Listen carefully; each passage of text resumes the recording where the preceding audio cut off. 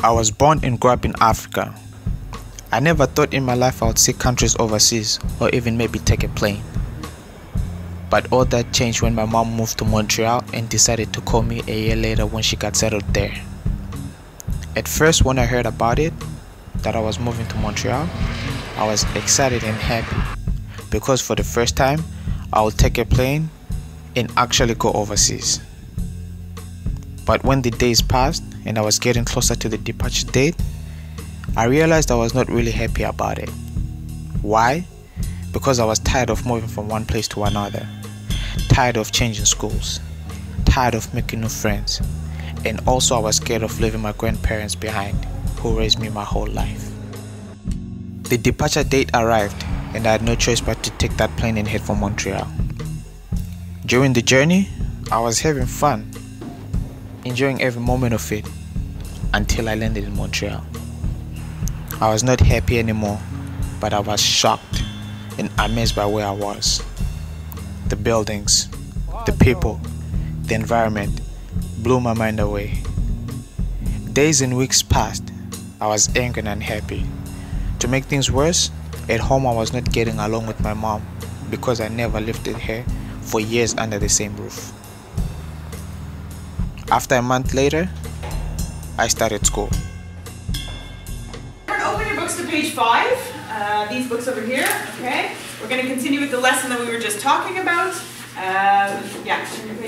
Excuse me. Oh, yes, hello? You're the new student? Okay, hello. Nice to meet you. Okay, come in. Okay, class, I'm just going to interrupt for 1 sec. I would like you to present you to Tato. Is that right? I'm saying right? Okay, Tato has just arrived. Please make him feel welcome. Tato, you can sit right here. Let me get you a book. French school. It was not easy learning French. And what made it worse, they put me in the same class with my little brother, who is 3 years younger than me. But I had no choice but to deal with it, at least for 2 years. Okay, Nikita, can you please pay attention? You don't have the book. You don't have the right book with you. You didn't bring your book? No. What happened to your book, Nikita? My parents are both Jamaican. I had to go to a French school for about 3 years. I struggled a lot being an English kid and having to learn French. I was so shy because I didn't understand French really well, so the teachers started to think I had a learning disability or problems in my family. My parents were really offended by what the teachers had to say, so they changed my school about 3 or 4 times. That was really hard because I had to keep making new friends. Growing up in a strict Jamaican family was the hardest thing for me because I never got to do a lot of things other kids were allowed to do. Kida, come here. Okay, 1 second. They told me stories about children who died because lack of parental supervisions at parties. Mom, can I go to a party this weekend? No party. Why? Because when you go to party, you come home drunk, Kida. You never let me do any fucking thing. Hey! Don't be so rude, you...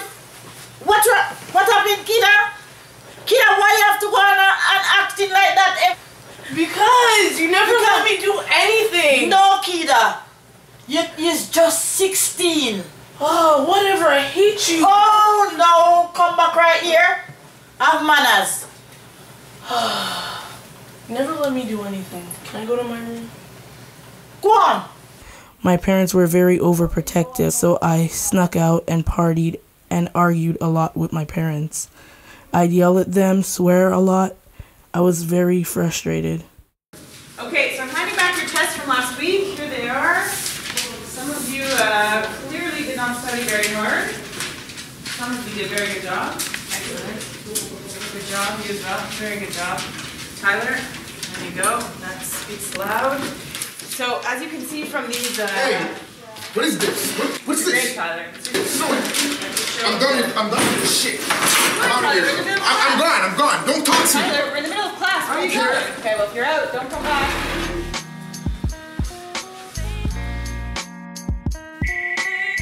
Tyler's my name. Tyler Bell. But people at school and on the streets know me as Marcy D, Marcy, or MD. I'm a ghetto entrepreneur. I pretty much got anything you need. Weed, Hash, ups, downs, soft, hard, hey, whatever floats your boat. Chances are, if I don't have it, then I can get it. I love my mom to death, and I'd hate for her to know what I do to make my ends meet, even though I know she knows. I'm happy she plays it off like she don't. It just makes it that much easier for me to pretend like she doesn't. If I stay in school, I believe she'll continue to turn the other cheek. But I haven't been going lately. Business is good. I guess you can say that I consider myself an intelligent and bright young man. Well, not that bright, since I'm hardly at school. And the days I do actually attend, I end up leaving for a call, or I'm not happy with the grades I received on my last test. But whatever. School is school. During this rough period of time of changing schools and fighting with my parents, I met Latrell. He was the first friend I ever made in English school. We've been through a lot together, and he means the world to me. So we lived in the same neighborhood, and he would ask me to play in the park or play some basketball with him. He was a really caring person. He would sit next to me on the school bus, and we would crack some jokes. He always managed to put a smile on my face when I'm having a bad day at school.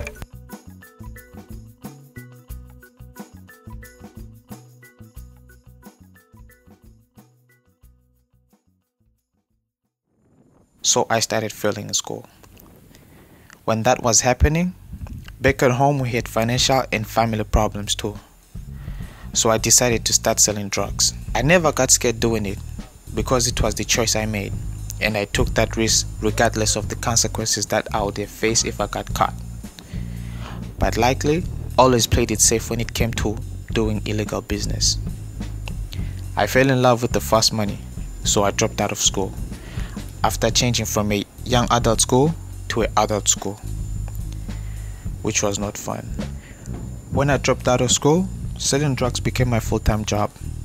My mom didn't know about it, but she was always suspicious because of the hours I used to spend outside. Money, money, money makes the world go round. Doesn't matter how you make it. Well, I'm pretty sure the law might have some strong points of disagreement, but this is how I was growing up. This is all I was around. This is all I know.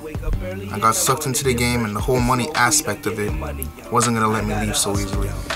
I gotta make money, but money don't make me. Yeah, the game's so funny, these haters gon' hate me. I wake up early in the morning, get fresh, and smoke weed, I'm getting money, yo. I gotta hustle, yo. I wake up early in the morning, throw my shirt on my bed, and match it with the fitted that I put on my head. Smoking blunts like a dread, break bread till I'm dead. My flow's off the wall and my grind's off the ledge. Now instead of growing older youth, dying instead, I provide for my set. Ride in Quebec, never mind the side talk, we come live and direct. Fly like a jet, get signed off the net. It's only worth a try before I die in the jack. One day, I was walking in the mall. A teacher of mine told me that Latrell was in the hospital. His cancer got worse. I know he had cancer, but I thought it had gone away. He was quiet about it. He didn't want people to know or feel bad for him or disgusted, but nobody thought like that. He never wanted us to visit him in the hospital. I was sad to see him in the hospital.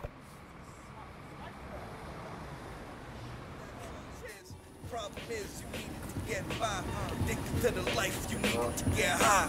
Money's the root to evil, but everything got a price. No, little did I know, it was taking a toll on my little brother. No doubt, this is everyday life on the grind all day. What the hell is this? What's going on here? I'm just trying to get a slice. Yo, what the fuck are you doing, bro? Same shit as you, dog. Nah, do you know where your path is going, bro? I'm the same path as you. Watching out for cops, the thieves, and the pack snatchers. Y'all already know the deal and how it's gonna be. From the streets, you from the streets, you know it's on beat. Beef is when I'm showing up at your front door. Catch you slipping while you walking out the blood store.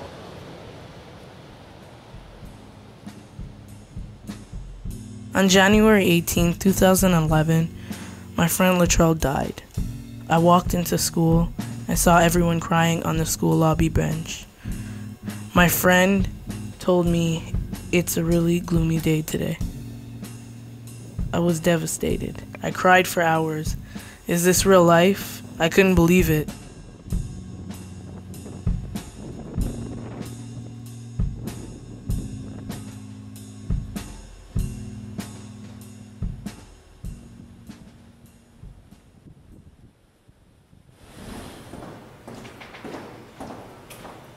Dancing was the only positive thing I was doing in my life. So in the morning I would go do my shift of selling till the evening when I would go to practice. But sometimes I would skip practice to make more money.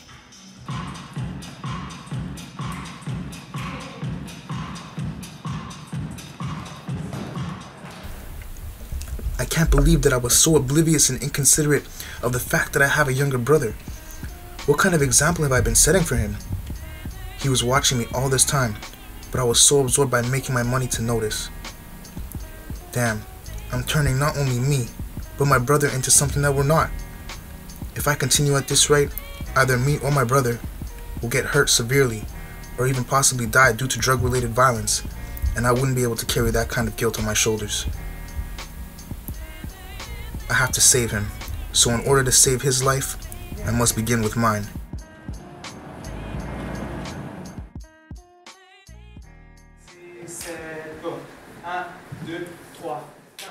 I continued doing the same routine for a couple of months until I got a job as a counselor in a summer camp.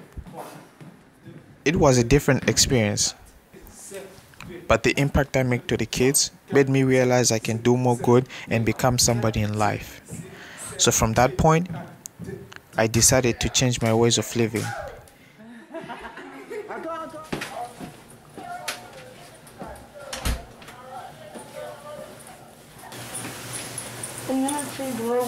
Okay, I love you. Okay? I know. It is sick, kiddo. Okay? God knows best. I love you so good. Okay, go ahead and take off your clothes.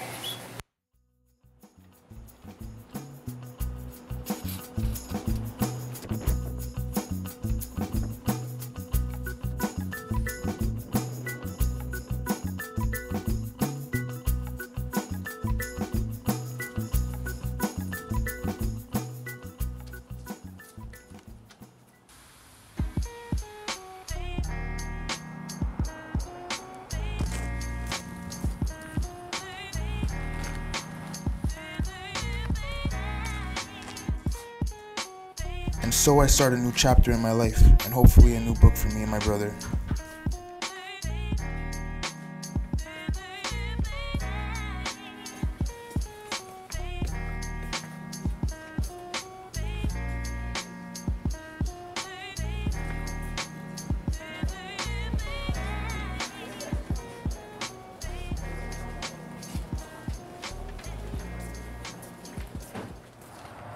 Since Latrell's death, I realized life is really serious.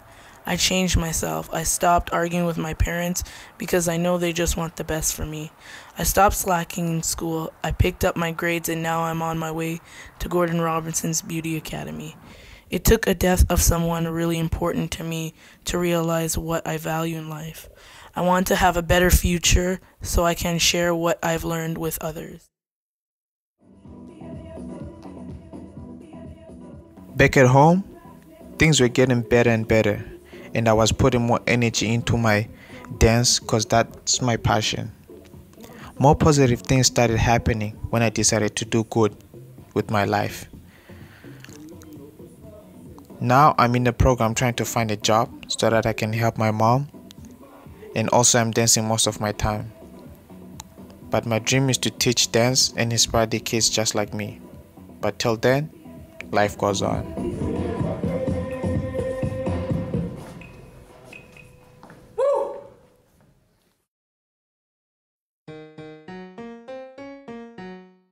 I'm gonna record something crazy for you guys right now.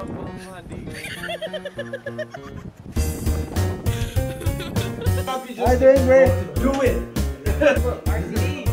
What you want? wanna throw